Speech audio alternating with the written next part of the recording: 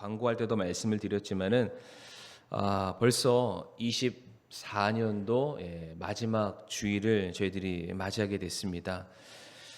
참 시간이 너무나도 빠르게 지나고 있습니다. 조금씩 저도 이제 나이를 한 살 한 살 먹어가면서 죄송합니다. 여기서 나이 운운할 그런 형편은 아니지만 시간이 더 빨리, 그래서 그런 얘기 하잖아요. 30대는 30km로 가고 정말로 빨리빨리 시간이 가는 것 같습니다. 늘 드리는 말씀이지만 이 시간이 그냥 흘러가는 게 아니죠. 이 땅에서 우리에게 주어진 시간이 흘러가면 흘러갈수록 무엇이 가까이 오고 있습니까? 우리가 주님을 만나게 될 그날이 가까이 오고 있습니다. 혹자들은 그날을 심판의 날이다, 종말의 때다, 두려움의 날이다라고 말하고는 하지만 구원받은 성도들에게 있어서 그날은 결코 두려운 날이 아닙니다. 불안한 날도 아니죠. 오히려 소망과 기쁨의 날이다라고 말씀을 드리고 싶습니다. 빌립보서 1장 6절 말씀을 보게 되면은 너희 안에서 선하신 일을 시작하신 분께서 그리스도의 날까지, 그리스도의 날이란 주님이 다시 오시는 그 마지막 때를 의미하는데, 그 마지막 날에 그 일을 이루실 것을 바로 이것을 나는 확신하노라라고 말합니다. 그러니까 그 마지막 때는 언제냐면은 심판과 징계와 저주와 어떠한 재앙이 일어나는 그런 날만을 말하지 않고요, 구원받은 성도들에게 있어서는 우리가 사랑하는 주님을 만나게 되는 그 날이고요, 또한 우리가 바라고 소망하는 모든 일들이 성취되는 것을 목도하게 되는 선한 날, 너무나도 귀하고 복된 날이다라고 말씀을 하십니다. 우리 성도의 삶을 이 신앙의 영적인 경주로 성경은 표현을 하고 있는데요, 경주를 마치게 되면은 그 뒤에 따라오는 것은 어떠한 이벤트가 있나요? 시상식이 있죠. 그러니까 그 사람에 대한 모든 수고를 갚아주는 보상과 상급의 시간이 주어지게 됩니다. 다시 말해, 그 날이 되면, 마지막 날 주님이 오시는 그 날이 되면 믿음 안에서 신실하게 살아온 모든 성도들에게 있어서는 참 격려를 받는 그런 귀한 시간이 되리라고 믿습니다. 그렇기 때문에 구원받은 성도는 참 우리들의 이 땅의 육신의 시간이 빨리 지나가는 것을 안타까워하고 붙잡는 것이 아니라 더 빨리 그 날이 오기를 소망해야 될 것 같습니다. 육신은 날이 갈수록 후패하지만 우리의 속사람은 날마다 새로워져서 우리의 본향인 천국을 갈 그날을 손꼽아 기다리고 우리가 사랑하는 주님을 만나게 되는 그날, 그날이 너무나도 그립고 손꼽아 기다려집니다. 참 예전부터 많은 사람들은 어떠한 중요한 날을 그들이 기억하고 기념하기 위해서 어떠한 돌, 비석 같은 것들을 많이 세우고는 합니다. 성경에서도 이와 같은 기념비를 세우는 일들이 종종 있는데, 야곱이 베델에서 하나님을 만나고 난 이후에 돌단을 쌓고 하나님께 예배드리며 그곳을 자기의 신앙의 영적인 고향으로 삼는 그런 장면이 있고, 나중에 그곳으로 다시 돌아와서 하나님을 찾고 하나님을 경배하는 그런 모습이 있습니다. 여호수아의 경우에도 이스라엘 백성들과 함께 요단 강을 건너고 난 이후에 그 강 바닥에 있었던 돌들을 모아 기둥을 세우고 그곳을 지나는 모든 이스라엘 백성들로 하여금 하나님이 일하신 놀라운 역사에 대해서 우리가 잊지 말자, 기억하자라고 가르치고는 했습니다. 성경에 나와 있는 이와 같은 돌 기둥, 돌 제단, 이러한 비석들의 공통점은 무엇이냐면은 이 세상의 기념비처럼 인간의 공적과 인간의 업적을 찬양하기 위한 것이 절대로 아닙니다. 대신에 하나님께서 우리에게 행하신 놀라운 일들을 찬양하며 그것을 기억하고 또한 그것을 널리 알리고자 세웠던 기념비들이 많이 있죠. 오늘 본문에 등장하는 이 에벤에셀도 동일한 돌 비석, 돌 기둥이기도 합니다. 하나님께서 우리 안에서 행하신 그 선하신 일, 놀라운 구원을 찬양하기 위해서 이스라엘 백성들과 사무엘이 그 돌비석 에벤에셀을 세우게 되죠. 자, 그렇다면은 그 비석이 세워진 이유와 목적은 무엇일까? 과연 하나님께서 그들의 삶 가운데 행하신 그 선한 일은 무엇일까? 반대로 우리가 무엇을 기억하고 또한 무엇으로 인해서 우리가 늘 감사하는 삶을 살아야 될까? 우리가 이 한 해를 마감해가는 이 시점에 우리가 무엇인가 새로운 비전을 선포하는 것도 중요하겠지만 지난날의 삶을 돌아보면서 하나님이 이러한 분이셨구나, 다시 한번 이것을 우리가 조금 기억하고 그것을 우리들의 마음속 깊이 새겨보는 그런 시간이 되기를 원합니다. 오늘 본문에 들어가기에 앞서서 에벤에셀, 오늘 설교의 제목이 에벤에셀인데 설교를 많이 들으셨던 성도님들은 아마 에벤에셀의 뜻이 무엇인지를 아실 텐데 오늘 그 의미가 본문 말씀 12절에 너무나도 명확하게 나와 있습니다. 에벤에셀의 뜻은 주께서 여기까지 우리를 도우셨다라는 의미입니다. 그 의미를 한 단어로 축약해서 설명하면은 에벤에셀이다. 예전에 보면 이거 옷 파는 그런 상호도 있었죠. 자, 근데 중요한 것은 무엇이냐면은 여기까지 도우셨다는 이 말은 과거형을 말하는 것이 아니라 현재형을 의미한다고 합니다. 과거의 어느 시점까지 도와주셨다는 옛 추억을 소환해서 말하는 것이 아니라 여기까지, 즉 현재 시점까지 하나님께서 내 인생 가운데 개입하셔서 우리를 도와주셨다. 즉 오늘날 내게 있는 모든 것들이 다 하나님의 은혜입니다 라는 것을 고백하고 인정하는 것이 에벤에셀이라는 단어 안에 포함이 되어 있습니다. 자, 그런데 중요한 것은 왜 오늘 본문에서 사무엘이라는 대언자, 하나님의 사람이 이스라엘 모든 백성들을 향해서 돌 하나를 세워놓고 그것을 향해서 왜 에벤에셀이라고 외쳤을까? 그 모든 외침의 중심에는 언약궤라는 하나의 물건이 자리를 잡고 있습니다. 화면에는 없지만 우리 성도님들 성경을 보고 계시니까 오늘 사무엘상 7장 1절의 말씀을 보게 되면은 이스라엘 백성들이 주의 궤를 가져다가 지키게 했다라는 말씀이 나와 있습니다. 그들이 왜 주의 궤를 지켜야 됐을까? 그것은 다름 아니라 주의 궤를 그들이 빼앗겼던 적이 있기 때문입니다. 그 앞에 있는 사무엘상 6장 21절의 말씀 보게 되면 그들이 어디에 빼앗겼는지를 알 수 있는 하나의 단서가 나오는데요. 21절 사무엘상 6장 21절 말씀 보게 되면 블레셋 사람들이 주의 궤를 도로 이스라엘 백성들에게 가져다 주었다라고 말하고 있습니다. 그 내용들 전후 상황의 분위기를 잘 살펴보게 되면은 블레셋 사람들이 주의 궤를 가지고는 있었으나 더 이상 그들이 그 궤를 소유하기를 원치 않기 때문에 그것을 도로 이스라엘 백성들, 원래 주인에게 돌려주기를 원했다. 그래서 그 궤가 다시금 이스라엘에게로 돌아왔다라는 것을 알 수가 있죠. 이것을 좀 알려면 전후사정 많은 사건들이 필요한데 그냥 다 생략하고요.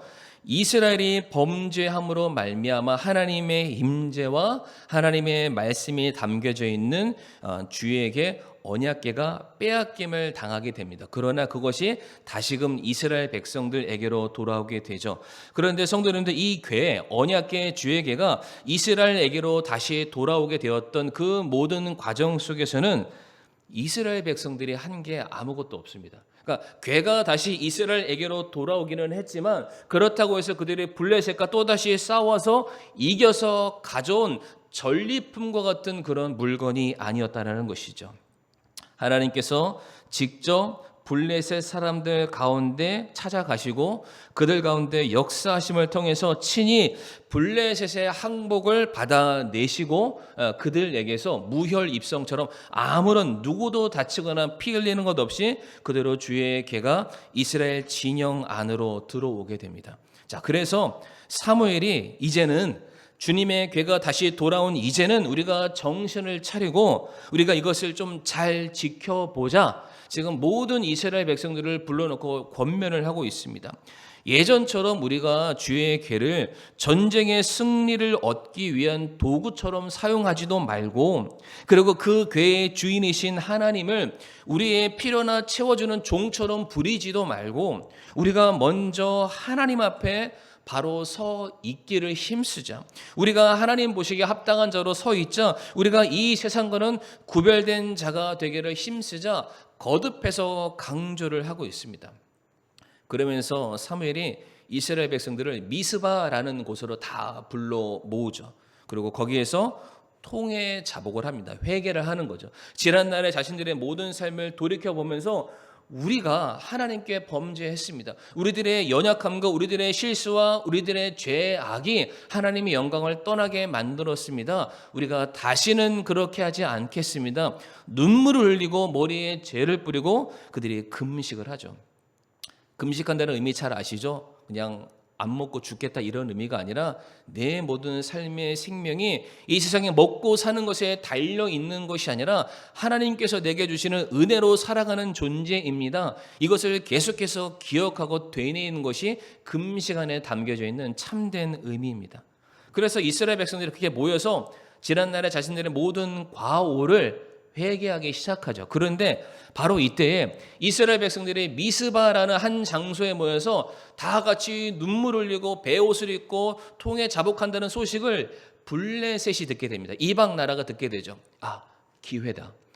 우리가 뭐 예배 드리러 올 때 군복을 입나요? 총을 들고 오나 그런 거 아니잖아요. 마찬가지로 이스라엘 백성들이 미스바로 올 때는 아무런 무장하지 않은 채 그냥 온전하고 깨끗한 모습으로 제사를 드리고 예배를 드리니까 블레셋이 그때를 기회 삼아서 야, 우리가 이때 저곳을 쳐들어가게 되면은 그냥 이스라엘을 점령할 수 있겠구나. 블레셋이 쳐들어오게 됩니다. 그때 사무엘을 비롯한 모든 이스라엘 백성들이 간절히 하나님께 기도하게 되었을 때에 그때 말씀 잘 보게 되면은 그게 사무엘상 7장 1절부터 11절까지 나와 있는데 이스라엘의 번제 헌물을 하나님께 드리며 금식하며 기도하게 되었을 때 바로 옆에서는 블레셋이 침략해 들어오게 되는데 하나님께서 사무엘과 이스라엘 백성들의 기도를 들으시고 하늘에서 천둥을 내리심으로 말미암아 그들을 무찌르시고 이스라엘에게 승리를 안겨주시게 됩니다.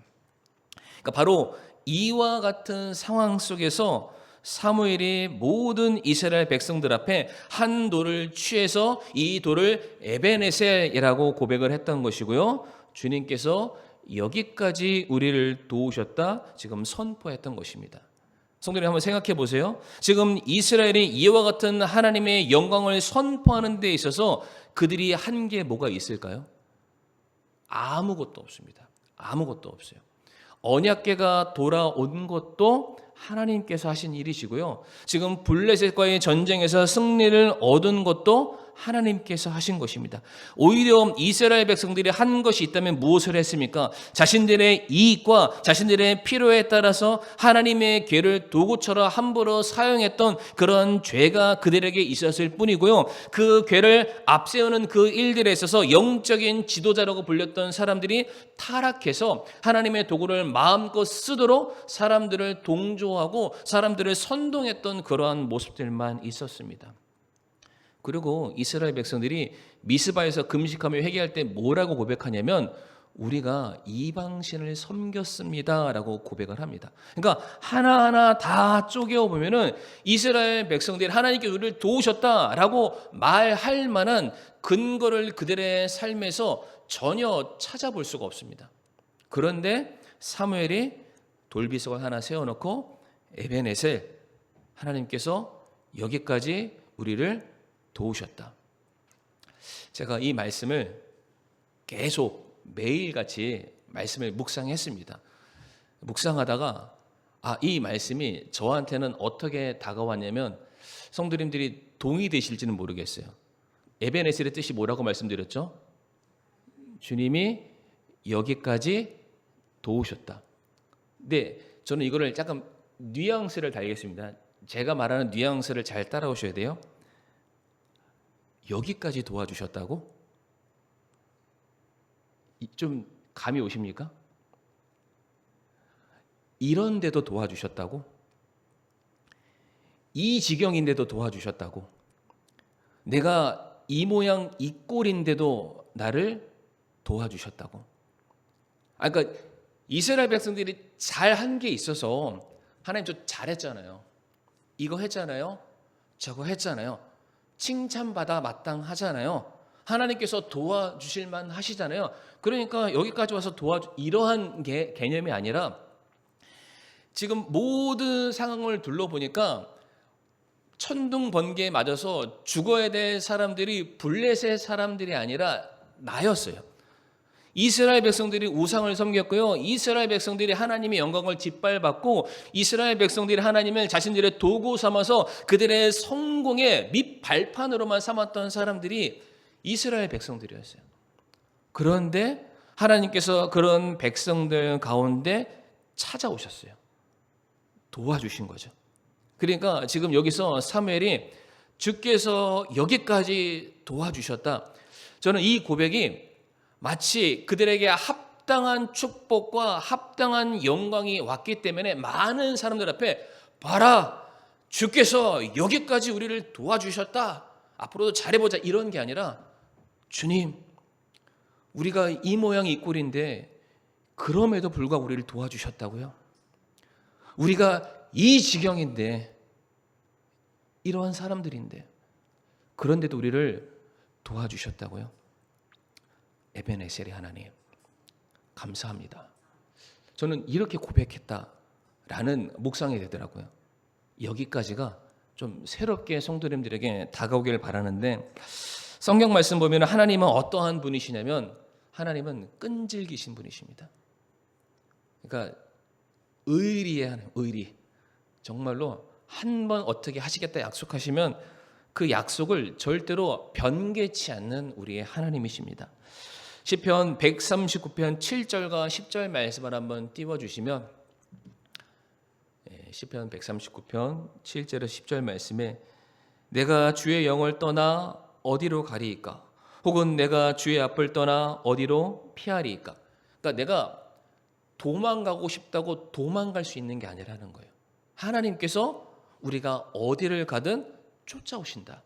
우리를 항상 함께 하시겠다. 그러니까 절대로 피할 수 없다. 내가 하늘에 올라갈지라도 주께서 거기에 계시며, 내가 지옥에 내 침상을 펼지라도, 극악무도한 상태잖아요. 어떻게 지옥에서 내 침상을 펴나요? 정말로 인생의 밑바닥을 살아가고 있는, 하나님을 떠나는 죄인과 방불한 그런 모습으로 살아간다 할지라도 주님이 거기 계신다라고 말씀하세요. 우리가 잘해서가 아니라는 것이죠. 내가 아침에 날개들을 취하여 바다의 맨 끝 지역들에 가서, 바다의 맨 끝으로 도망한 성도님들, 요나 기억나시죠? 도망하잖아요. 어떻게 해서든 하나님의 품을 떠나기 위해서 도망쳤지만 거기에도 누가 계셨나요? 하나님이 계셨습니다. 하나님께서 그 요나를 가는 길을 막으셨죠.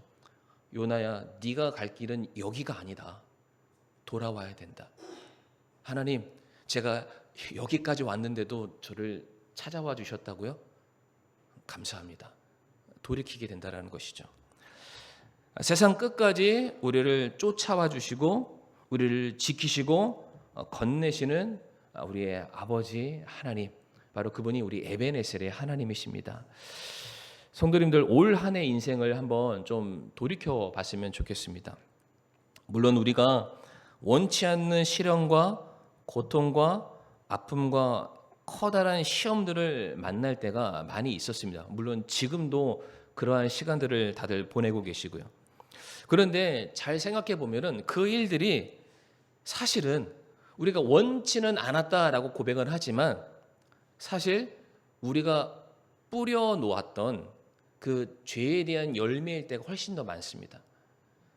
야고보서 1장 13절과 14절 말씀을 나중에 한번 찾아보세요. 성경 말씀 잘 보게 되면은 성경 말씀에 뭐라고 되어 있냐면, 너희가 시험 받는다라고 말하지 말아라. 하나님께서 너희를 시험하신다라고 말하지 말아라. 너희가 시험 받는 것은 너희들의 욕심으로 인한 것이다 라고 말씀을 하세요. 그러니까 잘 생각해 보면은 왜 우리가 이렇게 힘든 일을 보낼까, 힘든 시간들을 보낼까, 곰곰이 생각해 보면은 내가 그때 그러한 선택을 하지 않았더라면, 그러한 결정을 내리지 않았다면, 내가 그때 욕심을 좀 덜 부렸다면, 아니 내가 그때 한 번이라도 하나님 앞에 내가 순종하는 마음으로 무릎 꿇고, 하나님 내 인생의 모든 결정과 선택 가운데 제 생각과 제 주장이 아니라 하나님께서 제게 원하시는 게 뭐가 있나요? 라고 묻는 기도의 시간들을 단 한 번이라도 우리가 가져보려 노력했다면 아마 그러한 결과들은 우리들의 삶에 없었을지도 모릅니다. 근데 모든 게 다 뭐냐면은 내가 선택한 거고, 내가 결정한 거고, 내가 그 길을 가길 위해서 스스로 작정한 일들이 너무나도 많다는 것이죠. 그러니까 그 일들로 인해서 우리들의 삶에 때로는 원치 않는 시련과 고통과 아픔과 시험들이 우리에게 찾아온다는 겁니다.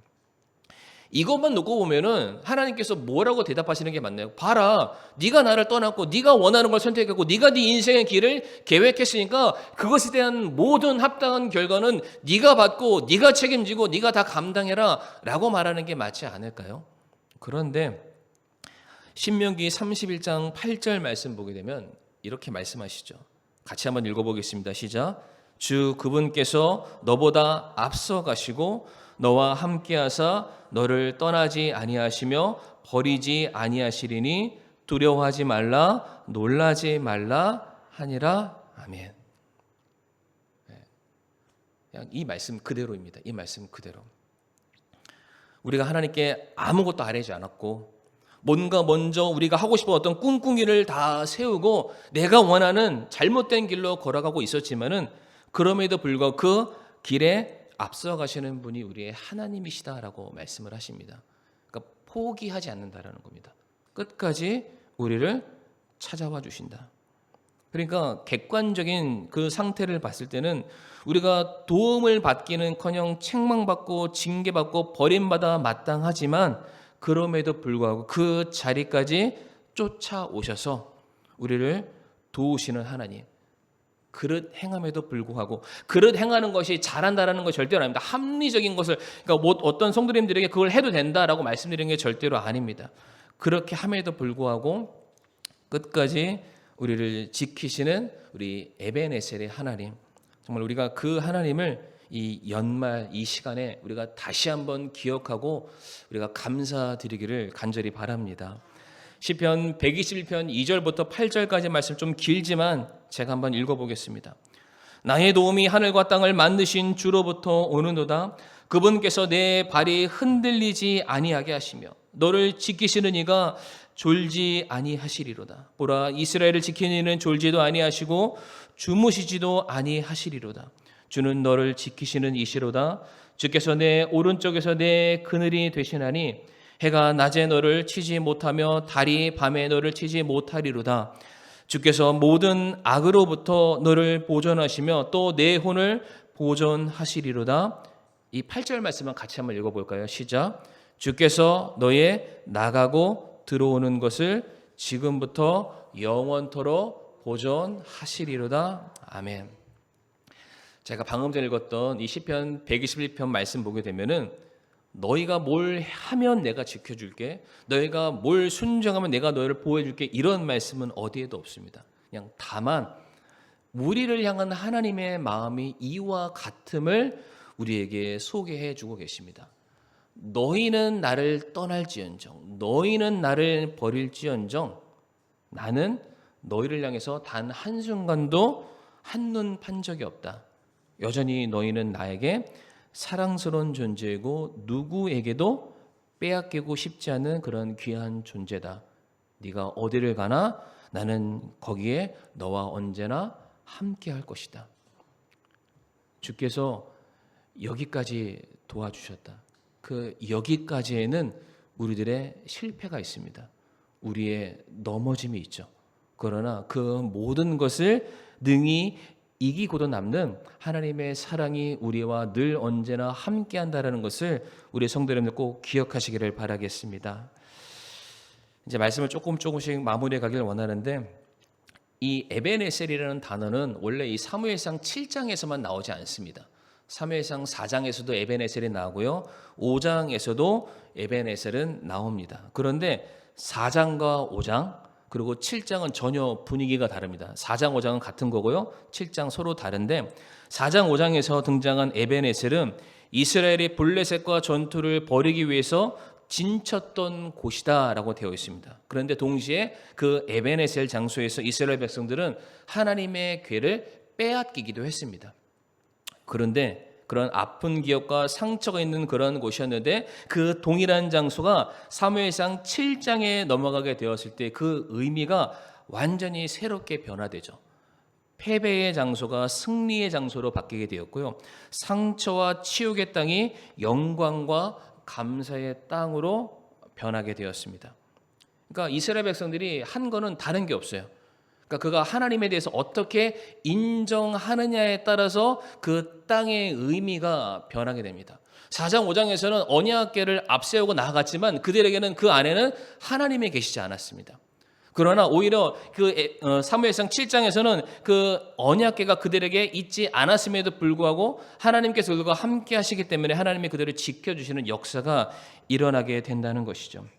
그래서 이스라엘 백성들에게 있어서 그 에벤에셀의 돌 비석은 무엇을 생각나게 만드냐면은 하나님께서 우리가 정말로 인생의 밑바닥을 치고 있는 바로 이 순간 더 이상 일어설 수 없고 더 이상 살아날 수 없는 정말로 내 인생의 가장 절망적인 순간을 맞이했음에도 불구하고 하나님께서 이 모든 것들을 다 새롭게 일으켜 주시는구나. 이럼에도 불구하고 우리를 도와서 우리를 살려 주시는구나. 정말로 그런 귀하고 놀라우신 하나님이신데 우리 성도님들 혹시 올 한 해 우리 성도님들의 삶에 에벤에셀이 있으십니까? 그 에벤에셀의 그 기념비를 세워두시고 우리 하나님께 감사와 찬양을 돌리고 우리 계십니까, 성도님들? 우리들의 삶에도 보게 되면은 더 이상 솟아날 수 없는 그런 구멍과도 같은 그런 많은 상황들이 있었습니다.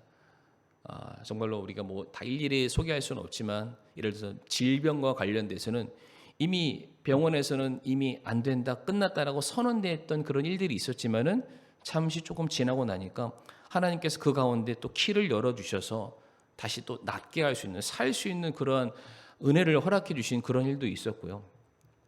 또 우리 윤영아 자매님 얘기이기도 하지만은 우리 상준 형제가 그 영주권을 전혀 받을 수 없는 상황. 참고로 저희 친교회 목사님 자제 몇 분이 이제 그 미국에 있는 신학교 가서 이제 공부를 열심히 하고 있었는데 올해 대거 3명이 들어왔습니다. 왜 들어왔냐면은 아직 학업이 끝나지 않았는데 들어왔습니다.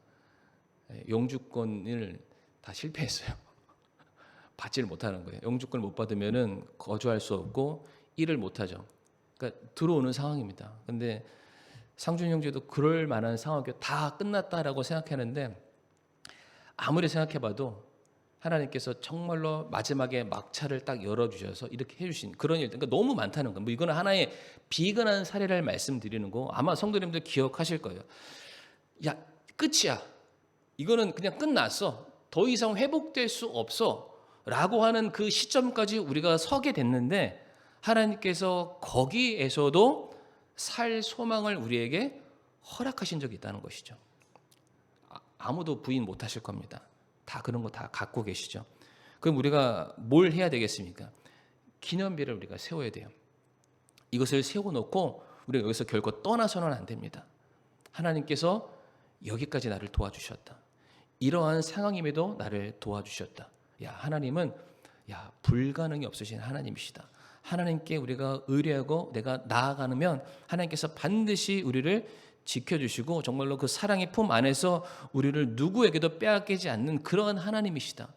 정말 우리가 그 놀랍고 너무나도 그 정말 영광스러운 그런 기억을 갖고 우리가 살아가야 되지 않을까. 그래서 누가복음 1장 37절 말씀 보게 되면은 하나님께는 불가능한 일이 없다라고 말씀을 하십니다.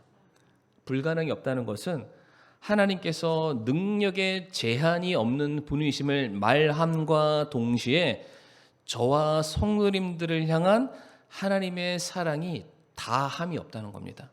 아니 그 능력 많으신 하나님 우리를 사랑하지 않는다면 그 능력이 우리에게 무슨 소용이 있겠어요? 그런데 하나님께서 제한 없이 그리고 어떠한 선을 긋지 않고 우리를 사랑하시되 끝까지 사랑하시고 용서하시되 끝까지 용서하시는 그 능력 많으신 하나님께서 지금까지도 우리들의 삶을 선하게 지켜주셨고 구원해 주셨고 앞으로도 주님 오시는 그날까지 계속해서 그 놀라운 일들을 이루어 가실 것을 우리에게 약속하고 계십니다. 제가 이 질문만 드리고 말씀을 마치기를 원하는데, 비록 지금 우리가 서 있는 이 자리가 우리 성도님들이 기대하고 소망하고 계획했던 것과는 분명히 차이가 있을 겁니다. 그러니까 우리가 생각하는 대로만 됐으면 얼마나 좋겠어요. 더 좋은 집에서 더 편안한 삶에서 더 행복하게 삶을 살았겠죠.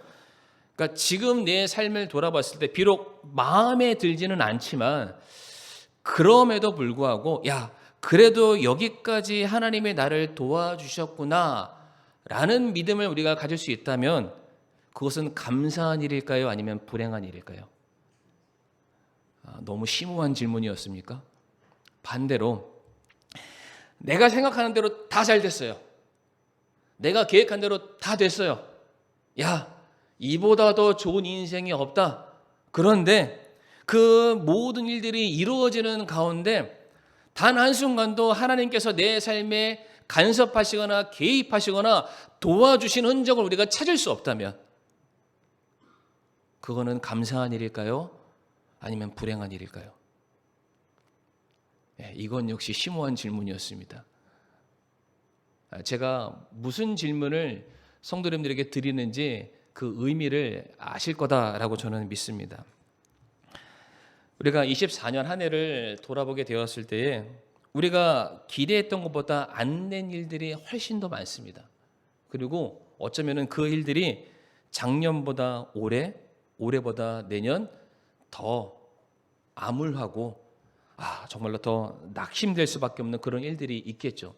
그런데 성도님 생각해 보면은 우리가 그런 마음을 가질 때마다 이게 끝인가 보다, 여기까지인가 보다 라고 우리가 계속해서 생각해 왔잖아요. 그런데 우리가 오늘 이 자리에 이렇게 앉아 있습니다. 그 얘기인즉슨 하나님의 은혜가 오늘도 우리들의 삶 가운데 우리가 넘어지거나 지치거나 쓰러지지 않도록 계속해서 붙들어 주시고 우리에게 새 힘을 주시고 우리에게 소망을 주셨기 때문에 오늘 우리가 이 자리에 이렇게 서 있다라는 것이죠. 그렇기 때문에 사랑하는 성도님들, 여기까지 도와주신 우리 아버지 하나님이 내일의 삶에도 25년도 새로 맞이할 그 인생 가운데서도 우리와 함께 하실 것이다. 우리의 여전한 실패와 잘못과 부족함에도 불구하고 그 하나님은 나를 떠나지 아니하시고 그분의 강권하시는 은혜와 사랑으로 나를 붙들어 주실 것이고 나를 믿음 안에 바로 세워 주실 것이다. 우리가 그 믿음 가지고 우리가 새해를 우리가 기쁨으로 맞이하기를 간절히 바라겠습니다. 이 시간 다 같이 우리가 기도